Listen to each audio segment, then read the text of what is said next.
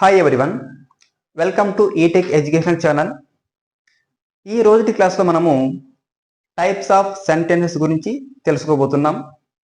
ఎవరైనా సరే కాంపిటేటివ్ ఎగ్జామ్స్కి టెట్ కావచ్చు, డిఎస్సి కావచ్చు, రైల్వే జాబ్స్ కావచ్చు, ఇలా ఎవరైనా కాంపిటేటివ్ ఎగ్జామ్స్కి ప్రిపేర్ అయ్యే వాళ్ళు ఉంటే ఈ వీడియో మీకు ఎంతగానో అర్థమవుతుంది. దయచేసి ఈ వీడియోని మీరు స్కిప్ చేయకుండా చూడండి. లాస్ట్ వరకు చూస్తే మీకు ఒక పూర్తి అవగాహన వస్తుంది. ఓకేనా? Let us start our class. Sentence. What is sentence? Sentence అంటే ఏంటి తెలుగులో? వాక్యం. ఒక వాక్యం రాయాలంటే, ఒక సెంటెన్స్ రాయాలంటే మనకి ఏం అవసరం? కొన్ని పదాలు, కొన్ని వర్డ్స్ అవసరం, అంతే కదా? చూడండి, sentence is a group of words in a particular order with complete meaning is called sentence. ఒక సెంటెన్స్ ని మనం కన్స్ట్రక్ట్ చేయాలంటే గ్రూప్ ఆఫ్ వర్డ్స్ అవసరం. అవే కాకుండా ఆ వర్డ్స్ అనేటివి ఒక పర్టికులర్ ఆర్డర్లో ఉండాలి. అలాగే దానికంటూ కంప్లీట్ మీనింగ్ ఉండాలి. అప్పుడు మాత్రమే సెంటెన్స్ అవుతుంది. అర్థమైందండి? Next, we should always begin with capital letter in the beginning of the sentence. మనం ఎప్పుడైనా సరే ఒక సెంటెన్స్ రాస్తున్నాము అంటే క్యాపిటల్ లెటర్తో స్టార్ట్ చేస్తాం, తర్వాత ఫుల్ స్టాప్ తోటి ఎండ్ చేస్తాం. అది కూడా ఆ సెంటెన్స్ బట్టి ఫుల్ స్టాప్ పెట్టాలా, క్వశ్చన్ మార్క్ పెట్టాలనా, ఎక్స్క్లమేషన్ మార్క్ పెట్టాలనా అనేది ఆ సెంటెన్స్ బట్టి ఉంటుంది. అర్థమైందా? Next, there are 4 types of sentences. ఎన్ని టైప్స్ ఉన్నాయండి? 4 టైప్స్ ఉన్నాయి. అవి, first one assertive or declarative sentence, second one imperative sentence, third one interrogative sentence, fourth one exclamatory sentence. ఇవి మనకు మొత్తం ఎన్ని ఉన్నాయి? 4 టైప్స్ ఉన్నాయి. ఇప్పుడు మనము ఒక్కొక్క దాని గురించి పూర్తి విశ్లేషణ ఇస్తాను. దయచేసి ఈ వీడియోని స్కిప్ చేయకుండా చూడండి. Assertive or declarative sentence. ఈ అసర్టివ్ సెంటెన్స్ మనకు ఏం తెలియజేస్తుంది చూస్తే, this sentence gives us some information about someone or something. అంటే ఈ సెంటెన్స్ మనకి ఒకరి గురించి కానీ ఒక దాని గురించి కానీ మనకి ఇన్ఫర్మేషన్ ఇస్తుంది. అర్థమైందండి? ఈ సెంటెన్స్ని మనము ఎలా ఐడెంటిఫై చేయాలి, ఎలా గుర్తుపట్టాలి అని చూస్తే, ఈ అసర్టివ్ సెంటెన్స్లో మనకి సబ్జెక్ట్ ఉంటుంది. అర్థమైందండి? ఆ సబ్జెక్ట్ ఏంటి అంటే మనకు బాగా తెలుసు. I, we, you, they, he, she, it, any name, any person, any place, anything. అది నౌన్ కావచ్చు, ప్రొనౌన్ కావచ్చు. దాంట్నే మనము సబ్జెక్ట్స్ అంటున్నాం. What is subject? Doer of an action. ఒక పని చేసేవాడిని సబ్జెక్ట్ అంటున్నాం. ఇప్పుడు మనకి అసర్టివ్ సెంటెన్స్లో బిగినింగ్ ఆఫ్ ది సెంటెన్స్లో సబ్జెక్ట్ ఉంటుంది. ఇది చాలా ఇంపార్టెంట్ పాయింట్, గుర్తుపెట్టుకోవాలి. అసర్టివ్ సెంటెన్స్లో సబ్జెక్ట్ అనేది బిగినింగ్ ఆఫ్ ది సెంటెన్స్లో ఉంటుంది. సెంటెన్స్ చివరిన ఫుల్ స్టాప్ కూడా ఉంటుంది. ఇప్పుడు మీకు ఎగ్జామ్ చూస్తే మీకు అర్థమవుతుంది. చూడండి, it starts with subject and ends with full stop are period. అంటే ఈ అసర్టివ్ సెంటెన్సెస్ అన్నీ కూడా సబ్జెక్ట్ తోటి స్టార్ట్ అవుతాయి, ఫుల్ స్టాప్ తోటి ఎండ్ అవుతాయి. మనం ఫుల్ స్టాప్ లేదా పీరియడ్ అని కూడా అంటాము. ఎగ్జాంపుల్ చూడండి ఒకసారి. I am teaching English. ఈ సెంటెన్స్లో బిగినింగ్ ఆఫ్ ది సెంటెన్స్లో మనకి సబ్జెక్ట్ ఉండాలని చెప్పాను. ఇక్కడ మనకు సబ్జెక్ట్ ఏంటి? ఐ అనేది మనకి ఇక్కడ సబ్జెక్ట్. నేను సబ్జెక్ట్. నేను ఇంగ్లీష్ బోధిస్తూ ఉన్నాను అనేది ఇక్కడ ఐ అనేది సబ్జెక్ట్. తర్వాత ఏంటి rule? Ends with full stop. అంటే ఈ వాక్యం చివరిన మనకి ఫుల్ స్టాప్ తోటి ఎండ్ అవ్వాలి. ఫుల్ స్టాప్ ఉందా అండి, సబ్జెక్ట్ తోటి స్టార్ట్ అయింది, ఫుల్ స్టాప్ తోటి ఎండ్ అయింది. ఇలాంటి సెంటెన్సెస్ ని మనము అసర్టివ్ లేదా డిక్లరేటివ్ సెంటెన్స్ అంటాం. See one more example. She sings a song. ఆమె పాట పాడుతుంది. ఇక్కడ సి అనేది సబ్జెక్ట్. లాస్ట్లో చూడండి, ఫుల్ స్టాప్ తోటి ఎండ్ అయింది. సబ్జెక్ట్ తోటి స్టార్ట్ అయింది, ఫుల్ స్టాప్ తోటి ఎండ్ అయింది. అర్థమైందండి? ఇంకొక ఎగ్జాంపుల్ చూడండి. He is reading a newspaper. అతను న్యూస్ పేపర్ చదువుతూ ఉన్నాడు. ఇక్కడ మన సబ్జెక్ట్ ఏంటి? హీ అనేది సబ్జెక్ట్. దేంతో ఎండ్ అవ్వాలి? ఫుల్ స్టాప్ తోటి ఎండ్ అవ్వాలి. అర్థమైందండి? సబ్జెక్ట్ తోటి స్టార్ట్ అయ్యి ఫుల్ స్టాప్ తోటి ఎండ్ అయితే అలాంటి సెంటెన్సెస్ మనము అసర్టివ్ లేదా డిక్లరేటివ్ సెంటెన్సెస్ అని అంటాము. Next sentence is imperative sentence. Imperative sentence మనకు ఏం తెలియజేస్తుంది చూస్తే, in the imperative sentences we have command or order, request, advice, suggestions, instructions and directions. Imperative sentence లో మనము ఒకరిని కమాండ్ చేయొచ్చు, ఆర్డర్ చేయొచ్చు. అంటే కమాండ్ అన్న ఆర్డర్ అన్న రెండు ఒకటే మీనింగ్ ఇస్తుంది. రిక్వెస్ట్ గా ఒకరిని మనము ఏదైనా అడగచ్చు, సలహాలు ఇవ్వచ్చు, అడ్వైజ్ ఆర్ సజెషన్స్. ఈ అడ్వైజ్ కి సజెషన్ కి స్మాల్ వేరియేషన్ ఉంది, ఫర్దర్ వీడియోలో మనము తెలుసుకుందాం. నెక్స్ట్ ఇన్స్ట్రక్షన్స్, సూచనలు కూడా మనము ఇంపరేటివ్ సెంటెన్స్ లోనే ఇవ్వాల్సి ఉంటుంది. నెక్స్ట్ డైరెక్షన్స్, మనం ప్లేసెస్ చెప్తుంటాం కానీ లొకేషన్ చెప్తూ ఉంటాం, రూట్ చెప్తూ ఉంటాం వేరే వాళ్ళకి. ఇవన్నీ కూడా మనము ఇంపరేటివ్ సెంటెన్స్ లోనే చెప్పాల్సి ఉంటుంది. చూడండి, ఈ ఇంపరేటివ్ సెంటెన్స్ ని మనము ఎలా ఐడెంటిఫై చేయాలి చూడండి. Usually it starts with please, don't, main verb V1, let తోటి స్టార్ట్ అవుతాయి. అర్థమైందండి? ఈ ఇంపరేటివ్ సెంటెన్స్ ఎప్పుడు కూడా మనకి వేటితో స్టార్ట్ అవుతుంది? ప్లీజ్ తో స్టార్ట్ అవుతుంది, డోంట్ తో అయినా స్టార్ట్ అవుతుంది, మెయిన్ వర్బ్ V1 తో స్టార్ట్ అవుతుంది, లేదా లెట్ తో స్టార్ట్ అవుతుంది. అంటే ఈ వర్డ్స్ ఎక్కడ ఉంటాయి? ఈ please, don't, main verb V1, let అంటే సెంటెన్స్ స్టార్టింగ్ లో ఉంటాయా, మిడిల్ లో ఉంటాయా, లాస్ట్ లో ఉంటాయా అని చూస్తే బిగినింగ్ ఆఫ్ ది సెంటెన్స్ లోనే ఈ ఉంటాయి. అలానే ఈ 4 ఒకటే సెంటెన్స్ లో ఉండవండి. ఆ సెంటెన్స్ స్టార్ట్ అయితే ప్లీజ్ తో స్టార్ట్ అవుతుంది, ప్లీజ్ లేదనుకోండి డోంట్ తో స్టార్ట్ అయి ఉంటుంది, డోంట్ తో స్టార్ట్ అవ్వలేదు మెయిన్ వర్బ్ V1 తో స్టార్ట్ అయి ఉంటుంది, మెయిన్ వర్బ్ V1 తో స్టార్ట్ అవ్వలేదు లెట్ తో స్టార్ట్ అయి ఉంటుంది. అంటే ఈ 4 పదాలలో ఏ ఒక్కటి కూడా బిగినింగ్ ఆఫ్ ది సెంటెన్స్ లోనే ఉంటుంది, మధ్యలో కానీ చివరిలో కానీ ఉండదు. అర్థమైందండి? చూడండి, and ends with full stop. ఈ సెంటెన్స్ లో కూడా మనము ఫుల్ స్టాప్ తోటే ఎండ్ అవుతుంది. సార్ అసర్టివ్ సెంటెన్స్ లో ఎండ్ ఆఫ్ ది సెంటెన్స్ లో ఫుల్ స్టాప్ అని చెప్పారు, ఇప్పుడు ఇంపరేటివ్ సెంటెన్స్ లో కూడా ఎండ్ ఆఫ్ ది సెంటెన్స్ లో ఫుల్ స్టాప్ చెప్తున్నారు. ఎలా ఐడెంటిఫై చేయాలి అని కన్ఫ్యూజ్ అవుతున్నారా? చూడండి, అసర్టివ్ సెంటెన్స్ మనం ఏం చెప్పుకున్నాం? సబ్జెక్ట్ ఉంటుంది, ఫుల్ స్టాప్ తోటి ఎండ్ అవుతుంది, అలా మనం ఐడెంటిఫై చేస్తాం. కానీ ఇంపరేటివ్ సెంటెన్స్ లో సబ్జెక్ట్ ఉంటుంది కానీ మనము దాన్ని ఉపయోగించాం. ఇక్కడ చూడండి, నోట్ అందుకే రాశాను ఇక్కడ, the subject of the imperative sentence is always you but it is hidden. Imperative sentence లో యు అనేటువంటిది సబ్జెక్టివ్ ప్రొనౌన్ అనేది సబ్జెక్ట్ గా ఉంటుంది కానీ మనము దాన్ని ఉపయోగించము. ఫర్ ఎగ్జాంపుల్ గెటప్ అంటాము. గెటప్ అంటే నువ్వే, పైకి లేని అర్థం. నువ్వు అనేదాన్ని మనం ఇక్కడ యు అంటున్నాం. సిట్ డౌన్ అంటే నువ్వే కూర్చో అని అర్థం. అలా అని చెప్పేసి ప్రతిదానికి నువ్వు కూర్చో, నువ్వు లేయి, ఇలా ప్రతిదానికి అనాల్సిన అవసరం లేదు కాబట్టి దాన్ని మనము ఉపయోగించము. Getup, SIT down, close the door, open the door అంటే ఇక అర్థం ఏంటంటే నువ్వే లేయి, డోర్ క్లోజ్ చెయ్యి, డోర్ ఓపెన్ చెయ్యి, ఫ్యాన్ ఆఫ్ చెయ్యి, ఫ్యాన్ ఆన్ చెయ్యి. ఇలా మనము చెయ్యి అంటున్నామంటే నిన్నే అని అర్థం. నిన్ను అంటే ఇక్కడ యు.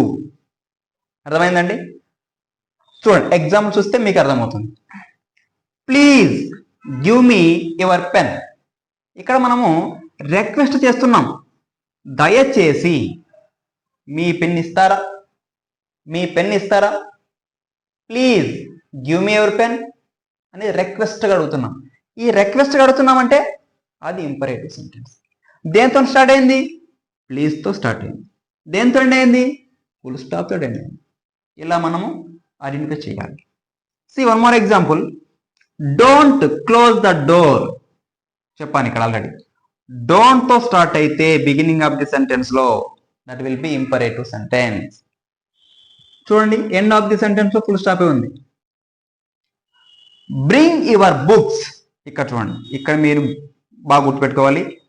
బ్రింగ్ అనేది ఇక్కడ మెయిన్ వర్బ్ V1 లో ఉంది, లేదా బేస్ ఫామ్ అంటాం, లేదా రూట్ వర్బ్ అంటాం. ఇలా మనకు మెయిన్ వర్బ్ V1 తో beginning of the sentence start అయింది అంటే అది కూడా మనకి ఇంపరేటివ్ సెంటెన్సే. అది ఆర్డర్ అవ్వచ్చు, కమాండ్ కూడా అవ్వచ్చు, లేదా వార్నింగ్ కూడా అవ్వచ్చు. అర్థమైందండి? Next, let them listen.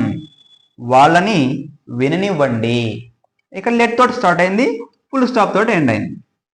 ఇలాంటి సెంటెన్సెస్ మనము ఇంపరేటివ్ సెంటెన్సెస్ అంటాము. మళ్ళీ ఒకసారి వినండి. అసర్టివ్ సెంటెన్స్ లో సబ్జెక్ట్ ఉంటుంది, ఫుల్ స్టాప్ తోటి ఎండ్ అవుతుంది. ఇంపరేటివ్ సెంటెన్స్ లో మనకి ఏముంటాయి? కమాండ్ ఉంటుంది, ఆర్డర్ ఉంటుంది, రిక్వెస్ట్ ఉంటుంది, అడ్వైజు, సజెషన్స్, ఇన్స్ట్రక్షన్స్, డైరెక్షన్స్. ఇవన్నీ కూడా ఇంపరేటివ్ సెంటెన్స్ లో ఉంటాయి. అవి వేటితో స్టార్ట్ అవుతాయంటే ప్లేతో స్టార్ట్ అవుతుంది, లేదా డోంట్తో స్టార్ట్ అవుతుంది, లేదా V1 తో స్టార్ట్ అవుతుంది, లేదా లెట్తో స్టార్ట్ అవుతుంది. సబ్జెక్ట్ ఉంటుందా ఉండదంటే ఉంటుంది. యు అనేటువంటి సబ్జెక్ట్ ఉంటుంది, కానీ మనం దాన్ని ఉపయోగించము. అర్థమైందండి? Sentence is interrogative sentence. Interrogative sentence అంటే ఏంటి? అది మనకి ఏం తెలియజేస్తుంది అంటే to ask questions to someone. ఇతరులని మనము క్వశ్చన్స్ అడుగుతాం, ప్రశ్నిస్తాం. ప్రశ్నించడం కోసము ఉపయోగించే సెంటెన్సే ఇంటరాగేటివ్ సెంటెన్స్. అర్థమైందండి? చూడండి, we can ask questions in 2 ways. మనము ప్రశ్నించడం 2 విధాలుగా ప్రశ్నించవచ్చు. ఎలా అంటే using with WH words, using with helping words. అంటే WH వర్డ్స్ యూజ్ చేసి మనము ప్రశ్నించవచ్చు, హెల్పింగ్ వర్బ్స్ యూజ్ చేసి కూడా మనము ప్రశ్నించవచ్చు. అంటే క్వశ్చనింగ్ అనేది మనము 2 విధాలుగా చేయగలుగుతున్నాం. Using with WH words, using with helping verbs. బాగా గుర్తుపెట్టుకోవాలి. చూడండి, WH వర్డ్స్ మనకు బాగా తెలుసు. What, where, when, why, which, whose, whom, how, how much, how many, how long. ఇలా మనకి ఈ యొక్క వర్డ్స్తో స్టార్ట్ అయితే అలాంటి సెంటెన్స్ని మనము ఇంటరాగేటివ్ సెంటెన్స్ అని గుర్తించాలి. అలాగే హెల్పింగ్ వర్బ్స్, హెల్పింగ్ వర్బ్తో ఒక సెంటెన్స్ స్టార్ట్ అయితే what are the helping verbs? am, is, are, was, were, do, does, did, have, has, had, will, shall, can. ఇవన్నీ కూడా హెల్పింగ్ వర్బ్స్. హెల్పింగ్ వర్బ్తో స్టార్ట్ అయినా WH వర్డ్తో స్టార్ట్ అయినా మనము దాన్ని ఇంటరాగేటివ్ సెంటెన్స్గా గుర్తించాలి. మరి this sentence ends with question mark. Assertive sentence లో వాక్యం చివరన ఫుల్ స్టాప్ పెట్టాం. ఇంపరేటివ్ సెంటెన్స్ లో వాక్యం చివరన ఫుల్ స్టాప్ పెట్టాం. ఇప్పుడు ఇంటరాగేటివ్ సెంటెన్స్ లో ఏం పెట్టాలి? పంక్చువేషన్ అంటే క్వశ్చన్ మార్క్ ఉంటుందండి. అది WH వర్డ్తో స్టార్ట్ అయినా హెల్పింగ్ వర్బ్తో స్టార్ట్ అయిన సెంటెన్స్ క్వశ్చన్ మార్కే పెడతాము. అది కూడా ఎండ్ ఆఫ్ ది సెంటెన్స్ లో. అర్థమైందండి? ఎగ్జాంపుల్స్ వస్తే మీకు అర్థమవుతుంది. First example, what are you doing now? నువ్వు ఇప్పుడు ఏం చేస్తూ ఉన్నావు? చూడండి, ఈ సెంటెన్స్ లో ఏ యొక్క అంటే డబ్ల్యూహెచ్ వర్డ్ తో స్టార్ట్ అయిందా, హెల్పింగ్ వర్డ్ తో స్టార్ట్ అయిందా? డబ్ల్యూహెచ్ వర్డ్ తో స్టార్ట్ అయింది. వాట్ అనేది ఏంటండి? డబ్ల్యూహెచ్ వర్డే కదా. What are you doing now? మనకి ఏం గుర్తు పెట్టుకోవాల్సిన అవసరం లేదండి. వాట్ ఉంది అంటే that will be interrogative sentence, అందులో ఎటువంటి డౌట్ లేదు. వాట్ తో స్టార్ట్ అయింది కాబట్టి క్వశ్చన్ మార్క్ ఉండాలి, అది కూడా end of the sentence. Next, where do they live? వాళ్ళు ఎక్కడ నివసిస్తారు? అంటే ఇక్కడ చూడండి, సెంటెన్స్ అనేది డబ్ల్యూహెచ్ వర్డ్ స్టార్ట్ అయింది, వేర్. సెంటెన్స్ చివరన క్వశ్చన్ మార్క్ పెట్టాలి, అర్థమైందండి? Next, are you student? నువ్వు విద్యార్థివా అడుగుతున్నాం. ఇక్కడ ఈ సెంటెన్స్ లో మనకి హెల్పింగ్ వర్బ్ తో స్టార్ట్ అయింది సెంటెన్స్. హెల్పింగ్ వర్బ్ తో స్టార్ట్ అయింది కదా, ఇది డబ్ల్యూహెచ్ వర్డ్ కాదు కదా అనేసి మనము క్వశ్చన్ మార్క్ పెట్టకుండా ఉంటే అది రాంగ్ అవుతుందండి. డబ్ల్యూహెచ్ వర్డ్ తో స్టార్ట్ అయిన సెంటెన్స్, హెల్పింగ్ వర్డ్ తో స్టార్ట్ అయినా మనము ఆ సెంటెన్స్ యొక్క చివరిలో క్వశ్చన్ మార్క్ అనేటువంటి పంక్చుయేషన్ పెట్టాలి. Next, do you have money? నీ దగ్గర డబ్బులు ఉన్నాయా? ఇక్కడ చెప్పాను, డూ అనేది కూడా మనకి హెల్పింగ్ వర్బే, అర్థమైందండి? ఇప్పుడు మనకి డబ్ల్యూహెచ్ వర్డ్ తో స్టార్ట్ అయితే మన ఆన్సర్ ఎలా ఉండాలి, హెల్పింగ్ వర్డ్ తో స్టార్ట్ అయితే మన ఆన్సర్ ఎలా ఉండాలి అని చూస్తే, చూడండి, డబ్ల్యూహెచ్ వర్డ్ తో స్టార్ట్ అయితే మన ఆన్సర్ అనేది ఎప్పుడు కూడా పూర్తిగా ఉండాలి, అర్థమైందండి? డబ్ల్యూహెచ్ వర్డ్ తో స్టార్ట్ అయితే ఆ సెంటెన్స్ మన యొక్క ఆన్సర్ అనేది కంప్లీట్ గా ఉండాలి. For example, what is your name అన్నాను అనుకోండి, అప్పుడు ఏం చెప్తాను? జస్ట్ వినోద్ అనకూడదు, మై నేమ్ ఈజ్ వినోద్ అని చెప్పాల్సి ఉంటుంది. అంతేగాని షార్ట్ కట్ లో వినోద్ అని చెప్పకూడదు, అది రూల్. ఇన్ కేస్ ఆ సెంటెన్స్ అనేది హెల్పింగ్ వర్బ్ తో స్టార్ట్ అయితే, ఆర్ యు స్టూడెంట్ అంటే ఆ సెంటెన్స్ అనేది ఆర్ అనేటువంటి హెల్పింగ్ వర్బ్ తో స్టార్ట్ అయింది. అప్పుడు మన ఆన్సర్ ఎలా ఉండాలి? ఎస్ ఆర్ నో టైప్ లో ఉండాలి, ఎస్ లేదా నో అనే టైప్ లో ఉండాలి. చూడండి, ఆర్ యు స్టూడెంట్? నువ్వు విద్యార్థివా? నువ్వు విద్యార్థివి అయితే ఎస్ అనాలి, విద్యార్థి కాకపోతే నో అనాలి, అర్థమైందండి? Next, do you have money? నీ దగ్గర డబ్బులు ఉంటే ఉన్నా అని చెప్తావు, లేదంటే లేవని చెప్తావు. అంటే ఫైనల్గా డబ్ల్యూహెచ్ వర్డ్ తో స్టార్ట్ అయితే మన ఆన్సర్ అనేది కంప్లీట్ గా ఉండాలి, హెల్పింగ్ వర్బ్ తో స్టార్ట్ అయితే మన ఆన్సర్ అనేది ఎస్ ఆర్ నో టైప్ లో ఉండాలి, అర్థమైందండి? నెక్స్ట్ సెంటెన్స్ ఎక్స్క్లామేటరీ సెంటెన్స్, అంటే అక్షరార్థక వాక్యాలు. ఈ సెంటెన్స్ మనకి ఏం తెలియస్తుందంటే, this sentence expresses a strong emotion or feeling, sudden feeling of joy or sorrow. అంటే ఉన్నట్టుండి అకస్మాత్తుగా మనకి ఆనందం వచ్చిన, బాధ వచ్చిన, అలాంటి ఫీలింగ్స్ని మనము ఎక్స్క్లామేటివ్ సెంటెన్స్లో ఎక్స్ప్రెస్ చేయాల్సిన అవసరం ఉంది. చూడండి, this sentence ends with an exclamation mark. ఈ ఎక్స్క్లామేటరీ సెంటెన్స్ లో పంక్చుయేషన్ ఏంటి? వాక్యం చివరన ఎక్స్క్లమేషన్ మార్క్ ఉండాలి. చూడండి, ఎగ్జాంపుల్ చూస్తే మీకు అర్థమవుతుంది. Hurray we have one the match. Sir, వాక్యం చివరిలో ఎక్స్క్లమేషన్ అన్నారు, మరి స్టార్టింగ్ లోనే మీరు ఎక్స్క్లమేషన్ మార్క్ పెట్టారు అని మీకు డౌట్ రావచ్చు. అలాంటి అంటే హుర్రే, అలాస్, హో, బ్రావో ఇలాంటి వర్డ్స్ మీకు ఎక్కడ కనిపించినా దాని తర్వాత మనకి ఎక్స్క్లమేషన్ మార్క్ ఉండాలి. చూడండి, హుర్రే అనే పదం మనం ఎక్కడ ఉపయోగిస్తాం? మనకు ఆనందం వచ్చినప్పుడు. ఫర్ ఎగ్జాంపుల్, క్రికెట్ ఆడుతూ ఉంటాం, వాళ్ళకు 1 పాయింట్లో విన్ అవుతారు అంటే ఎదుటి వాళ్ళు, మనం కూడా 1 పాయింట్లోనే విన్ అవుతాం అంటే డ్రా ఉంది మ్యాచ్. అప్పుడు అందరు కూడా టెన్షన్స్ వస్తాయి. ఇన్ కేస్ మనకు విన్ అయ్యామనుకోండి, ఆ ఒక పాయింట్ మనకే వచ్చింది, విన్ అయ్యాం, అప్పుడు మనం అలా ఆనందం ఎలా ఉంటుంది చెప్పలేం. అలాగా ఉన్నట్టుండి సడన్ సర్ప్రైజ్ కావచ్చు, సడన్ ఫీలింగ్ ఆఫ్ జాయ్ కావచ్చు, సారో కావచ్చు, అకస్మాత్తుగా జరిగితేనే ఈ ఎక్స్క్లామేటరీ సెంటెన్స్ లో ఉపయోగిస్తాం. చూడండి, hurray we have one the match. అర్థమైందండి? ఆనందంలో మనము ఈ హుర్రే అనేటువంటి పదాన్ని ఉపయోగిస్తాం. Next sentence, అలాస్. అలాస్ అనే వాటిని ఎప్పుడు ఉపయోగిస్తాం? బాధలో ఉన్నప్పుడు, విచారంగా ఉన్నప్పుడు, ఏదో పోగొట్టుకున్నప్పుడు అలాస్ అనే పదాన్ని ఉపయోగిస్తాం. చూడండి, alas I have lost my purse. నేను నా పర్సుని పోగొట్టుకున్నాను అనేసి బాధగా చెప్తున్నాను. Next, oh she forgot her phone at home. Oh అనే పదాన్ని ఎక్కడ ఉపయోగిస్తాం? రెగ్రెట్గా ఫీల్ అయినప్పుడు. ఆమె ఇంటి దగ్గర ఆమె ఫోన్ మర్చిపోయినంత. అర్థమైందండి?